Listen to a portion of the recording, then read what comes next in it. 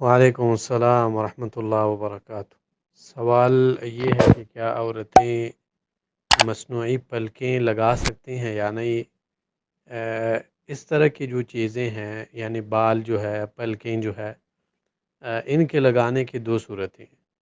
پہلی صورت یہ ہے کہ یہ پلکیں یا بال جو عورت لگاتی ہے شدید ضرورت کے وقت میں لگائے۔ شدید ضرورت کا مقصد یہ ہے کہ عورت کے بال سارے ختم ہو چکے ہو، اور پلکوں میں یہ ہے کہ پلک جو ہے وہ پلکیں جو ہے وہ بالکل ختم ہو چکے ہو، یعنی پلکیں بالکل رہے نہ ہو۔ تو اس صورت میں جو پلکیں لگائے جائیں گے اس میں مقصد ہوتا ہے عیب کو چھپانا، نقصان کو چھپانا، تو یہ جائز ہے۔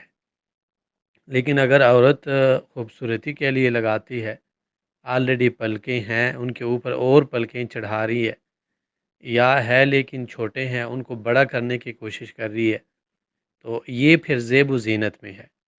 تو زیب و زینت کے لیے یہ پھر جائز نہیں ہے، کیونکہ یہ پھر وصل میں داخل ہے، اور اس طرح کے کام کرنے والے عورتوں پر رسول اللہ صلی اللہ علیہ وسلم نے لعنت بھیجی ہے۔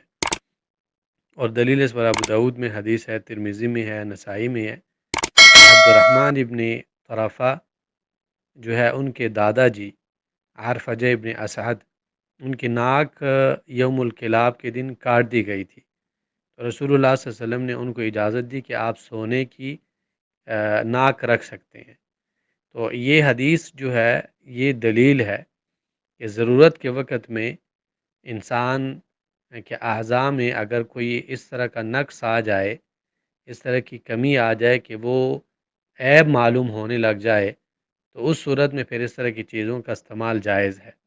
بصورت دیگر اگر خوبصورتی کے لیے ہو تو پھر یہ جائز نہیں ہے۔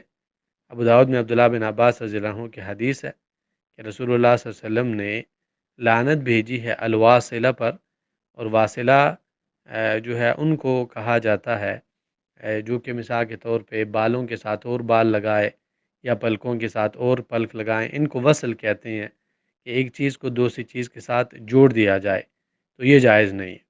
سعودیہ کے لجنہ دائمہ کا بھی یہی فتویٰ ہے، انہوں نے کہا ہے کہ یہ اگر ضرر اور عیب کو چھپانے کے لیے ہو تو پھر جائز ہے، خوبصورتی کے لیے ہو تو جائز نہیں ہے۔ واللہ اعلم۔